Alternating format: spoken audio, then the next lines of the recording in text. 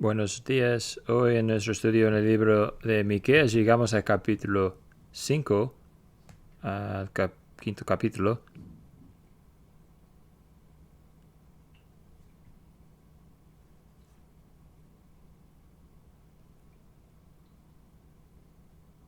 Les hubiera dado la página de la Biblia, si están usando la Biblia de aquí, de la iglesia, es en la página 654, después del libro de Jonás. Hoy estamos viendo el quinto capítulo de Miqueas. Voy a leer de la traducción de las Américas. Mientras seguimos nuestro estudio, leemos todo el capítulo 5 juntos. Miqueas, capítulo 5. Déjenos escuchar a la palabra de Dios.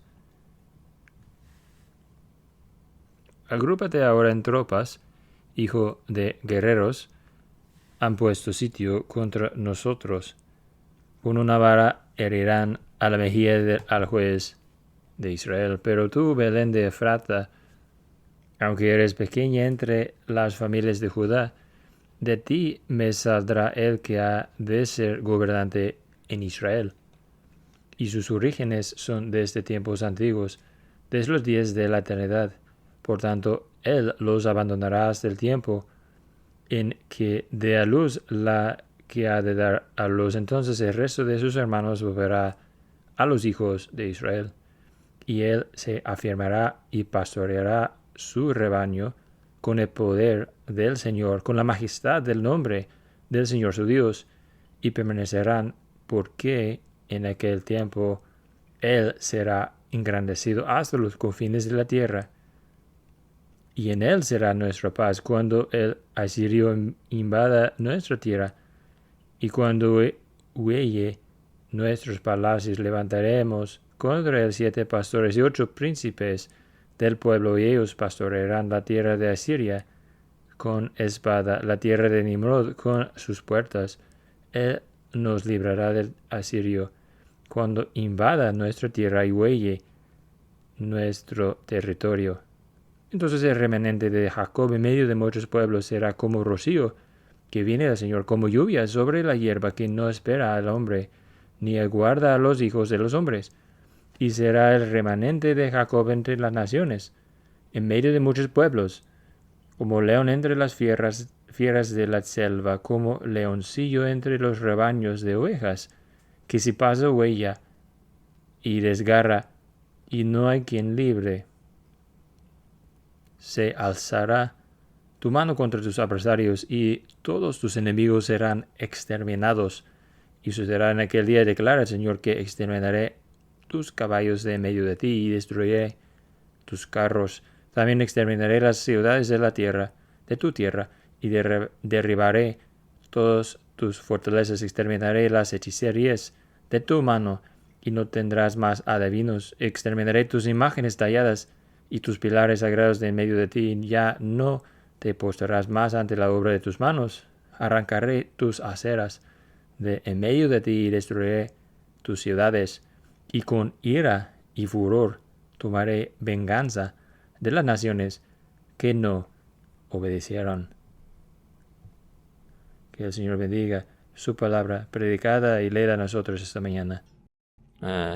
No todos nosotros nos gustan las sorpresas, pero una de las cosas que he disfrutado del libro de Miqueas es que él tiene una forma de presentarnos la verdad de una forma que nos sorprende, una forma que no anticipamos, y él lo hace en varias formas, ¿no? En que él trae la verdad a nosotros, y no es nada nueva, no hay nada de novedad ahí, no es nada que no hayamos escuchado antes, pero él nos trae la verdad en una forma nueva, en una forma sorprendente que nos haga agarrar la atención, ¿no?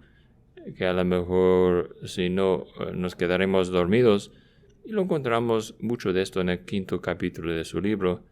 Así que mientras acudimos al fin del capítulo 5, también estamos llegando al fin de la segunda sección grande en el libro de Miqueas. A lo mejor recordarán que yo dije antes que el libro de Miqueas es como 3 sermones largos, grandes, y que en capítulo 5 llegamos al segundo de esos 3, y a lo mejor recordarán que cada sección terminará con nueva esperanza. Así que en nuestro capítulo encontramos un mensaje de esperanza concerniente al Mesías y su reino.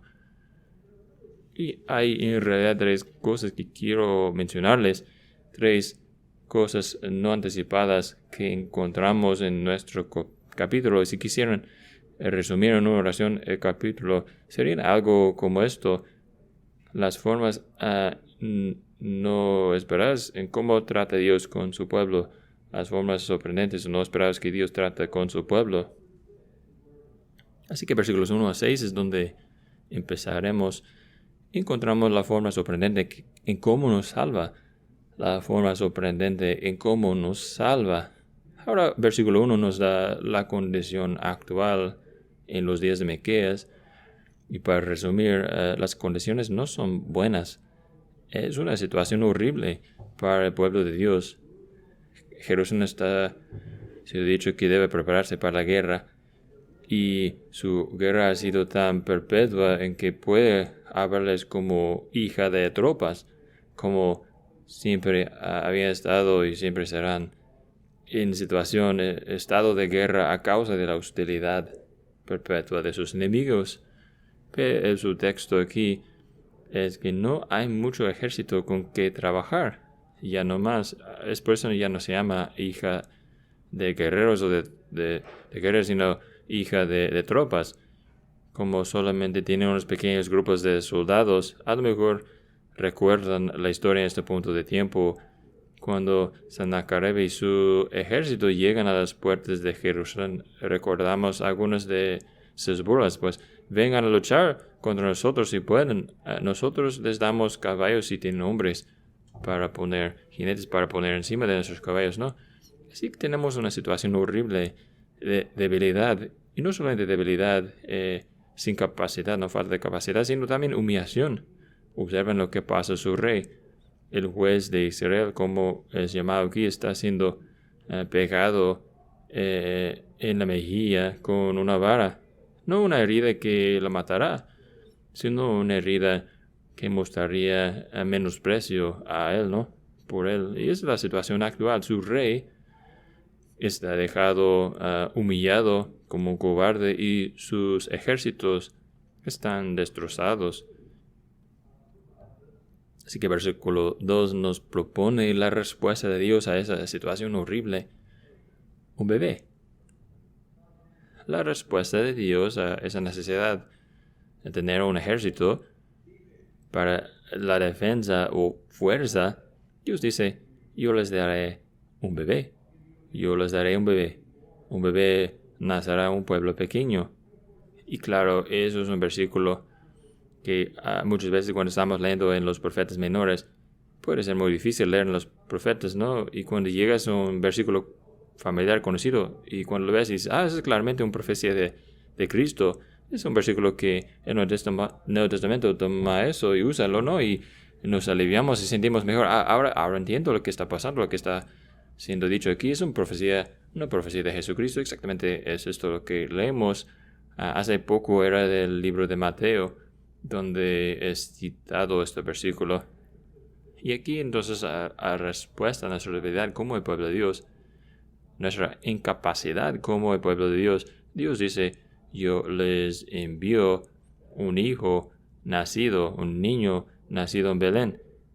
Belén Efrata. Ahora, claro, es un nombre conocido a nosotros a causa del Nuevo Testamento, pero en aquellos días no serán bien conocidos, aparte del hecho de que nació ahí Jesús. De hecho, en el libro de Josué, recordamos de cómo el territorio está siendo dividido entre cada tribu de Israel, y porque finalmente habían llegado a la tierra prometida, y cada tribu tiene su porción, y cada familia, cada grupo en cada tribu recibe su herencia.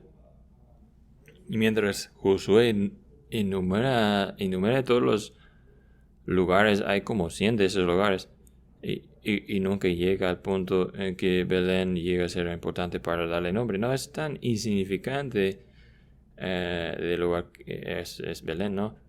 En aquellos días. Así que Belén, sí es el hogar de David, pero aún así no es un lugar importante en sí mismo. Y él probablemente va a hablar, enfatizar eso, diciendo, sí, en Belén es donde vamos a encontrar al hijo, no en Jerusalén. Es exactamente ahora lo que pensarías, ¿no? Si un hijo de David iba a nacerse en Jerusalén, porque es ahí donde muere el rey, ¿no? Entonces es un poco más útil.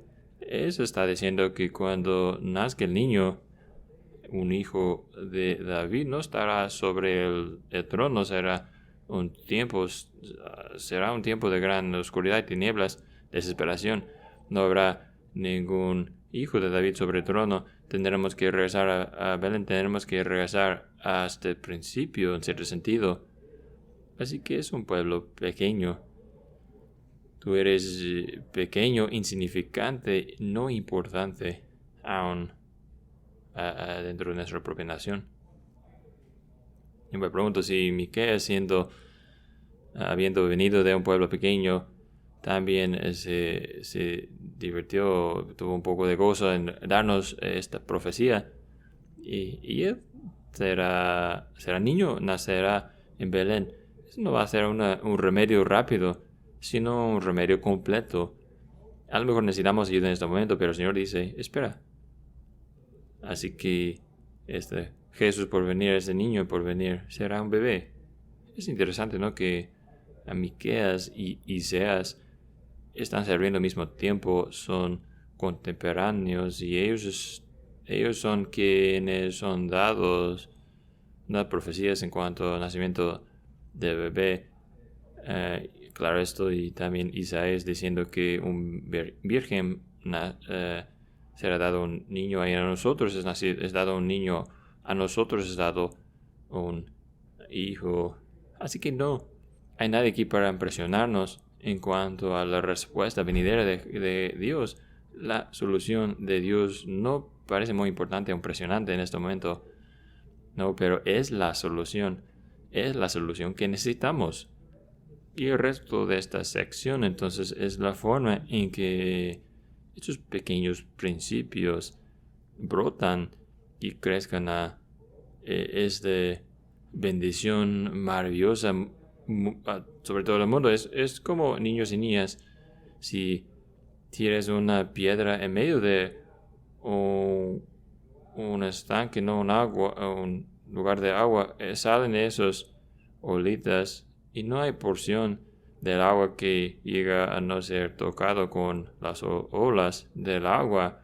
Es lo que seguimos en los versículos siguientes, lo que sucede. Belén, lo que empieza en Belén, sale desde ahí y llega hasta los fines del mundo. Así que vemos en versículo 3 que habrá un tiempo de espera, va a abandonarles un tiempo hasta su nacimiento. Así que la respuesta no vendrá de repente, pero sí cuando por fin llega. Miren lo que sucede, segunda mitad del versículo 3. Entonces el resto de sus hermanos volverá a los hijos de Israel. Él va a empezar a reunir a un pueblo a sí mismo. Lo va a llamar hermanos,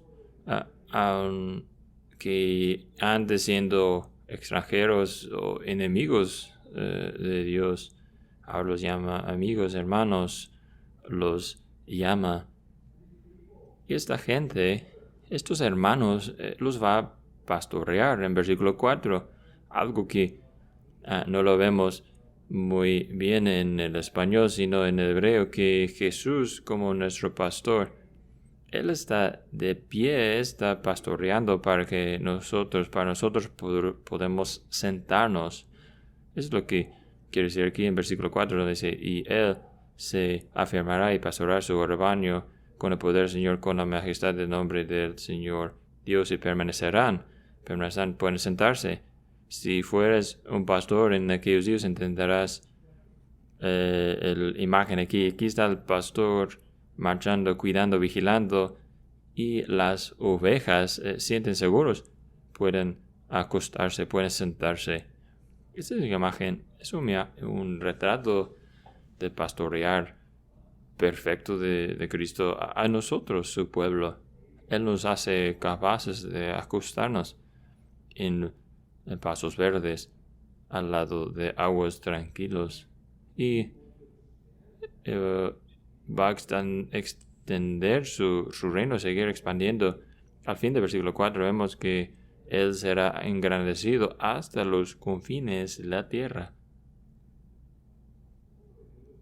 Ahora, ¿qué hacemos con versículos 5 y 6? ¿Esos encajan bien con lo que hemos visto antes? Pues sí lo hacen. Es un poco diferente, pero también tienen conexión, porque aquí vemos que Él estará guiando, pastoreando a su pueblo y vencer a sus enemigos usando su pueblo, ¿verdad? Y eso es lo que dice aquí en versículo 5, al fin del versículo 5, 7 pastores, sí, y 8 príncipes del pueblo, Señor, todavía es el que pastorea, es todavía el que cuida, es todavía el que cuida a su pueblo, pero cuando viene el arameo y empieza a pisotear al pueblo de Dios, el Señor levanta a gente, levanta pastores, levanta a ellos quienes lidiar y serán bendición a su pueblo, al pueblo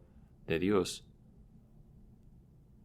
Ahora, eso no parece la respuesta correcta, ¿verdad? Hay algo más en cuanto a la inesperada, no en cuanto a Dios proporcionar algo insignificante, oscuro en respuesta a gran necesidad y gran debilidad. ¿Cuáles cosas o qué va a hacer los pastores contra un ejército invasor? Los arameos estaban trabajando con los militares más poderosos en esos tiempos y la respuesta de Dios es: yo levantaré 7 pastores, no, mejor 8 pastores. ¿Qué posibilidad tienen ellos, pastores? Ahí están con sus varas, con sus callados y sus varas, a lo mejor los dos, y pues ¿dónde se encuentran sus armas? Pues sus armas son la oración y la palabra de Dios. Y eso nos suena mucho mejor, ¿verdad? A nuestros propios oídos. A nosotros nos encanta un gran grupo de tanques o un montón de armas militares modernas, ¿no? Si hablamos de conquistar, atacar o defendernos, no, pero el Señor dice, tengo más bien otro plan para rescatarlos y salvarlos a través de los pastores, su oración y la palabra de Dios. Y pueden pensar en la oración y cómo Dios usa la oración y en formas asombrosas, ¿no? Él contesta las oraciones de su pueblo y resulta en resultados que nunca imaginarías que podría. Yo recuerdo la historia, a lo mejor ustedes también, de la historia de la reina María y los días de la Reforma. Decía ella que ella temía las oraciones de John Knox más que temía un ejército invasor. O la palabra de Dios, la forma en que transforma a personas, cambia y transforma la historia, la forma en que la palabra de Dios se manifiesta ser viva, activa, verdad, más filosa que cualquier espada, la forma en que la predicación de Martín Lutero sacudió a todo un continente y resultó un tipo de más bien de transformación que todavía estamos cosechando frutos de aquellos días. Es lo que hace la palabra a través de esos pastores débiles, a través de la oración y la palabra. Dios lleva a esas cosas asombrosas, en oscuridad, insignificancia, no importante, pero saltaste algo y al principio de versículo 5 hay una buena cita aquí. Y Él será nuestra paz, y Él será nuestra paz. Y a lo mejor piensas de mismo, pues, ¿de dónde encaja la paz con todo esto? De toda la guerra que está sucediendo aquí. Tenemos los arameos luchando y nos dice que los pastores van a poder ponerse de pie contra ellos y rescatar y salvar al pueblo de Dios. la iglesia de Dios, ¿dónde es que entre la paz? No parece muy pacífico, ¿no? Pero es el tipo de paz que es permanente, que no es temporal. Y a veces para que la paz, una paz que se pega, ¿no? Necesitas la guerra para realizar, para causar la paz, ¿no? A nosotros no nos gusta escuchar eso, ¿verdad? A veces la paz es una paz sangrienta que tienes que ganar. Podemos pensar en el primer ministro que fue en Múnich para conocer a Adolfo Hitler y asegurando a la gente británica que había asegurado la paz por su tiempo. En realidad lo que había hecho había dicho a un tirano malvado lo que quiso escuchar. No había nada de paz en aquellos días. De hecho, la única paz que pudo adquirirse o ser adquirido fue a través de una guerra sangrienta y horrible. Es la paz que Cristo ha ganado por nosotros, ese tipo de paz. Es la paz que leemos en Romanos 16, donde Pablo dice que el Dios de paz pronto aplastará la cabeza de Satanás bajo de sus pies. No se suena muy pacífico, ¿no? Pero ese tipo de paz que tú y yo necesitamos, la victoria verdadera ganada, que ha sido ganada por ese pequeño bebé, nacido en un pequeño pueblo de Belén, Efrata, y crece y llega a ser el rey sobre su pueblo, el pastor de su pueblo, el que trae su reino hasta los fines del mundo. Y observan que cada paso, mientras van expandiendo esas olas de su paz, siempre hay oscuridad o algo de debilidad. Y sin embargo, hay la victoria del Señor. No hay nada fuerte en cuanto a ese pequeño grupo de discípulos después reunidos, escondiéndose después de la muerte de Jesucristo. No había nada impresionante en cuanto a la iglesia primitiva. No había nada impresionante de Cristo en la cruz, ¿verdad? 1 y 3. Hay una forma inesperada que Dios trae salvación, ayuda, bendición a su pueblo. Él salva en formas no esperadas. Eso debe darnos aliento a usted y a mí mientras pensamos en la iglesia hoy. La iglesia hoy día no es muy impresionante. Nuestros números no son grandes, nuestra influencia no es grande. Pero lo que debe significar mientras nosotros nos digamos, Señor, aquí estamos exactamente donde debemos estar. Exactamente donde necesitamos estar. Pero luego seguimos adelante, versículos 7 a 9. Aquí vemos las formas inesperadas en que Dios usa a nosotros. Las formas inesperadas en que Dios nos usa. Versículos 7 a 9. Y si usted ve a versículos 7 a 8, observará que los dos versículos son paralelos uno al otro. Y observa que ambos hablan de un remanente y luego dicen que aquel remanente estará en medio de mucha gente, muchos pueblos. Y ambos versículos comparan el pueblo de Dios a algo, como el rocío o como un león. Es una imagen muy realista, muy actual en nuestra situación actual, ¿no? En que nosotros somos remanente. En otras palabras, somos ellos quienes han sobrevivido o ser apodados. Ha llegado a la iglesia en cada generación. En realidad había el pueblo de Dios recibió fue apodado más bien en cada generación, pero aquí estamos el remanente, ellos quienes confían todavía en Cristo, todavía buscan a servirlo. ¿Y dónde se ubican? Se ubican en medio de mucha gente, muchos pueblos, como decía Pablo, están en el mundo. Ahora ¿Qué debemos anticipar? ¿Qué debemos anticipar que significa nuestra presencia en el mundo? Pues el Señor nos da dos cosas en esos dos versículos, ¿no? Que son como rocío y son como un león. Esas cosas son muy diferentes, ¿no? Como rocío, como un león.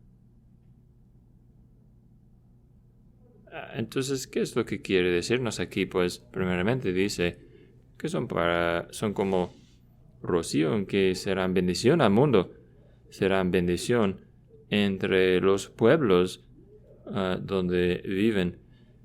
Yo no pienso mucho en el rocío, no sé si ustedes sí, pero en aquella parte del mundo el rocío era esencial, ¿no?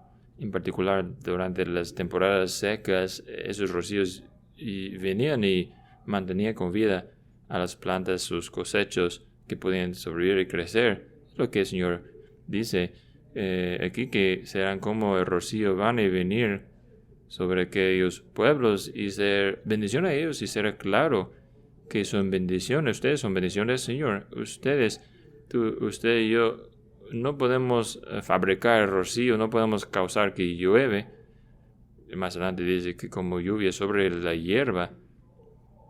Eso no son cosas que controlamos, no son cosas que vienen del cielo, vienen de arriba. El Señor está haciendo, es lo que yo los haré de entre las naciones. Yo los haré un refresco y algo que da vida a las naciones. Y todo es dado de Dios. Esa es nuestra oración, ¿verdad? Este es nuestro propósito, nuestra mente. Yo creo, muchos de ustedes a lo mejor no pidan cada día, oran, Señor, hazme rocío este día. Pero seguramente muchos de ustedes oran, Señor, hazme bendición. No solamente a creyentes, sino a todos a mi alrededor, a mi trabajo, a mi escuela, entre mis socios, hazme una bendición, Señor. Y aquí nos dice que ustedes serán rocío. Eso es nuestra oración. Que, como lo dice en Apocalipsis, que los reinos del mundo llegarán a ser el reino del Señor y de su Cristo, que aquellos reinos de aquellas naciones llegarán a ser parte de la nación, el reino del Señor. Y aquí está el Señor animándonos en esto, diciendo, ustedes van a estar entre los muchos pueblos como rocío. Búsquenlo, oren por eso. Es una promesa de Dios. Que así será. Que serán refresco del Señor. Es algo asombroso ver eso siempre, ¿no? Cuando el Señor nos da parte en la venida de alguien a fe en Cristo. Muchas veces salimos pensando, Señor, tú salvaste a esa persona a pesar de que me utilizaste, no por causa de mí. Sin embargo, el Señor usa vasijas débiles como nosotros para ser una bendición. Oren por sus familias, oren por sus amistades, para que usted haría bendición a ellos. Pero Él dice, y para los demás, las naciones serán como león. Serán como león. Ustedes serán una fuerza destructora aún sin intentar serlo. Eso es lo que Dios prometió a Abraham, ¿verdad? Capítulo 12 de Génesis. Niños y niñas están aprendiendo esos versículos, ¿no? Bendiga a ellos quienes te bendicen. ¿Pero qué? Maldiga a el quien te maldice. Ambas cosas suceden. Serán como un león. La iglesia será una fuerza de destrucción en medio de las naciones. Mientras ellos rechazan a Cristo, sus heridas serán heridas afligidas sobre sí mismo. Eso es exactamente lo que sucedió con Jesús, y yo creo que seguimos nosotros en sus pasos, ¿no? Jesús, recordamos, habló de eso en Mateo 21, y dice, ¿Nunca leyeron las escrituras que la piedra que rechazaron los constructores ha llegado a ser la piedra angular y como eso es obra del Señor, es maravilloso en nuestros ojos? La persona que caiga sobre esa piedra será destrozado, pero sobre quien caiga esa piedra los aplastará como polvo. Cada uno de nosotros, cuando llegamos a fe en Jesucristo, somos rotos sobre la piedra de Cristo, de cierta forma, nuestro orgullo destrozado. Pero ellos quienes rechacen, a ellos vendrá como un montón de ladrillos sobre ellos en algún momento. Otra vez hacemos eso sin intentarlo. Queremos ser bendición, queremos ser ayuda a gente, y sin embargo, en muchas formas diversas, esto llega a ser una realidad, ¿no? Podemos pensar en el rey Herodes que leemos antes en Mateo, la historia. Él vio el nacimiento de este niño en Belén y lo vio como problemas potenciales para él, y como él se esforzó brutalmente para matar a esa simiente de la mujer, este niño que nació y como toda su vida se desvió, y como él fue de mal en peor y aún mucho peor, fue destrozado contra esta piedra angular, ¿no? Toda su vida fue deshecha, aplastada bajo el peso de su resistencia al Señor y a sus propósitos. O el ejemplo que viene a la mente también, yo creo que podría revelarse de diferentes formas cuando todo eso sucede, pero yo pensé en Luis XIV, rey de Francia, y como en 1685 él permitió a la persecución de los protestantes franceses. Otra vez él canceló el edicto de Nantes y la persecución empezó nuevamente sobre los Hugonots nuevamente, y mientras miles de los franceses eran artesanos, eran trabajadores con muchos talentos y habilidades, ellos huyeron de Francia en todas direcciones, todos lados fueron, y gente observaron de cómo desde aquel punto la Francia, que antes era el lugar, a lo mejor uno de los mejores imperios del mundo, en aquellos días empezó a declinarse. La inquietud del siguiente siglo, una economía vacía, hecha hueca a través de eso, toda esa gente, muchos de ellos ricos saliendo del país. Dice, ¿cómo leo más bien? Entre las fieras de la selva, ¿cómo leo? Sí, entre los rebaños de ovejas, entre las naciones. ¿Cómo es que lo mismo? ¿Cómo es que el mismo olor puede oler tan diferente? Algunos de ustedes huelen cebolla y dicen, algo huele bien, la cena, ¿no? Algunos de ustedes huelen cebolla y se alejan, quieren oír. Y aquí Pablo habla de eso, como la aroma de los creyentes no dirá a vida, o para con algunos seremos un aroma de muerte a muerte. Y aquí Miqueas, este pequeño lugar, él enfatiza eso. Lo que tú y yo hacemos con eso hoy, pues ¿qué hacemos con eso? Oramos por ellos a nuestro alrededor, pedimos que seamos bendición a ellos, pero necesitamos orar más ampliamente. También no orar por nuestro país, porque un país en contra de las cosas de Dios, estos versículos van a hablar de aquel país. Las formas inesperadas que Él usa a nosotros. Pero luego hay una última cosa que quiero mencionarles de nuestro capítulo hoy. Es esto. la forma inesperada que nos hace crecer. La forma inesperada que nos hace crecer. Estamos viendo ahora versículos 10 a 15. Y mientras estudian esos versículos, a lo mejor hay una frase que les salta de la página, se repite en versículos 12 y 13. Dice exterminaré, y 15, exterminaré. Está hablando su pueblo. 11, 12 y 13, perdón. Esa palabra exterminaré. Pero lo que me sorprende es lo que primeramente usa la palabra exterminaré, no de los amigos de Dios, sino sus enemigos. Versículo 9 dice, todos tus enemigos serán exterminados.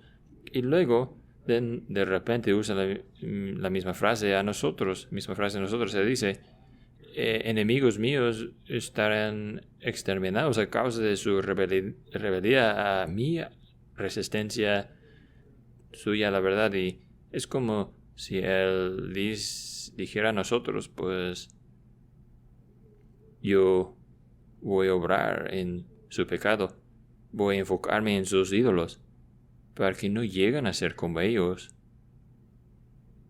O decirlo de otra forma, yo veo, están en el mundo, están entre las naciones, pero un poco del mundo se ha metido en ustedes. Están en el mundo, pero el mundo no debe estar en ti. Pero aquí veo el mundo en ti. Entonces, ¿qué es lo que propone hacer en cuanto a esto? Bueno, dice, voy a tratar con los hilos de su corazón. Voy a quitarlos. Los ídolos que te hace buscar seguridad en vez del Señor. Versículos 10 y 11 habla de sus armas militares, sus capacidades de ofensa y defensa, todas las formas que un ser busca estar seguros. Y dice, voy a quitar los ídolos para que tienen que depender de mí para su seguridad.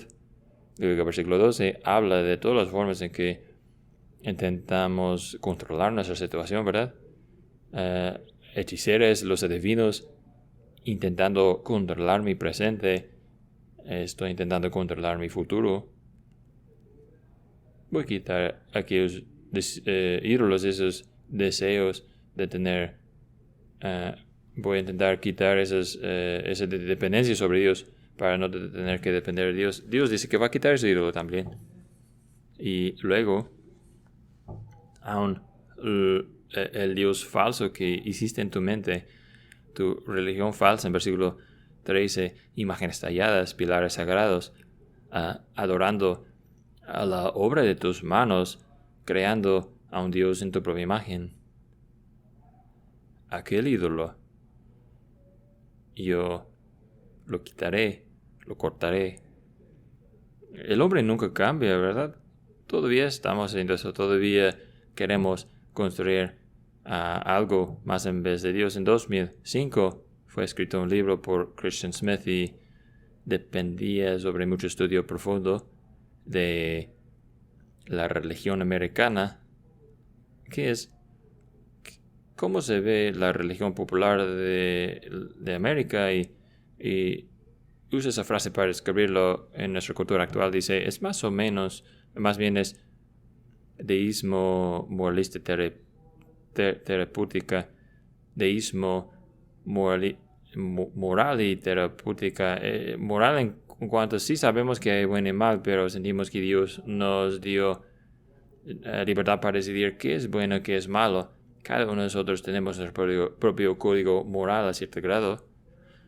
Terapéutico en cuanto a que Dios existe, sí, pero existe para hacerme feliz y ayudarme a sentir bien sobre mí mismo. Deísmo terapéutico morista. Deísmo es que sí existe, pero está lejos y no se involucra con mi vida diaria, a menos que necesite algo de él, ¿no? Todavía hacemos esto. Así que el Señor dice, yo lo voy a quitar, lo voy a cortar. Ya no habrá negociaciones. Pues pueden pensar en cómo usted piensa cuando cuando tiene, no sé, una invasión de ratones en la casa o termitas, algo así, una infestación. No, usted no hace negociaciones con los invasores, no tiene un programa de exterminación. Aquí está el Señor diciendo, pues es lo que voy a hacer para ustedes. Voy a seguir cortando y cortando hasta que ya no habrá más ídolos. Hasta que haya quitado todo su pecado. Es algo temoroso, ¿verdad? Porque nosotros sabemos que va a doler. El cuchillo está obrando. Pero también es algo maravilloso, es algo bueno, porque sin la santidad no hay cielo. Juan Calvino observa esto y tiene sus palabras para alentarnos. Dice, a superficie Miqueas emplea una sentencia dura, pero Miqueas está presentando de hecho una exhortación que debe hacernos regocijar. ¿Por qué? Porque señala que Dios quiere, sus intenciones son para quitar cualquier impedimento que nos quiere desviar, nos dé así disponiéndonos a entregarnos con obediencia todo el corazón, haciendo Dios nuestro único bien en el mundo. Ahora ha sido Dios que Él corte nuestros ídolos y quite nuestros ídolos. El versículo 15 lo pone todo en perspectiva, ¿no? El Señor dice, yo voy a ejecutar venganza sobre las naciones quienes no obedecieron. Es mejor, ¿no? Mejor tener mi pecado más precioso quitado de mí que ser cortado yo y quitado de la bondad de Dios, para siempre ser cortado de Dios en tal forma que lo único que conozco de su ira santa es tanto mejor para yo tener los pecados cortados y quitados. Es lo que está haciendo en la vida de su pueblo. Podemos regocijarnos en esto hoy. Y permítanme cerrar solamente diciendo eso. No importa si ustedes quién es usted, pueden tener sus pecados perdonados y pueden ser salvos. Yo digo eso porque ese lenguaje de cortar, ese lenguaje de cortar es usado en el Nuevo Testamento hablando de Cristo y lo que le sucedió en la cruz. En la cruz, Él fue cortado. Ese es el castigo que Él experimentó a la mano de su Padre. Fue cortado. Pues ¿cómo fue cortado de la presencia de Dios? Fue cortado en la cruz como sacrificio. Sacrificio por pecadores como usted y yo. Fue cortado para que nosotros quienes ponemos la fe en Él no estaremos cortados, sino en el último día seremos llevados a Él en esta nueva relación. Él llega a ser nuestro Padre y nosotros sus hijos. Y Jesús diciéndonos, usted es mi hermano, usted es mi hermano. Así que hay una certeza, seguridad, amor en esto. Hay una fuerza en esto, ¿verdad? Y usted y yo podemos conocer eso, podemos conocer aquel perdón a través de Jesucristo. Así que el que nació en Belén no parecía muy impresionante, no parecía gran cosa, ¿no? Pero sorprendió a mucha gente, era algo inesperado. Pero así es como a Dios le encanta trabajar. Muy inesperadamente, Él coloca su amor sobre gente como usted y yo, de toda la gente. Luego nos trae a sí mismo. Alabado sea Dios por esto hoy. ¿Podrían ponerse de pie mientras oramos?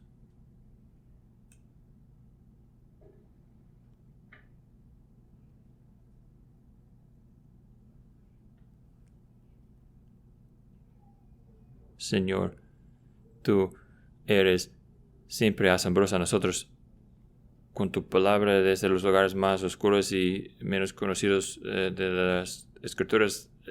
Te damos tantas gracias por recordarnos cómo obras hoy, obrando hoy, como en los ojos del mundo, en formas que son tonterías, pero logrando cosas inimaginables, logrando la salvación por gente como nosotros y usando a gente como nosotros después en formas asombrosas, increíbles. Te damos gracias por eso, Dios. Te damos gracias por tu fidelidad a nosotros, que tú estás podando a nosotros, afinando a nosotros, quitando cualquier cosa que no concuerda, y seguirás teniéndonos en tu amor hasta el fin. Gracias, nuestro Dios, por darnos un Salvador que ha venido a tratar completamente con nuestro pecado.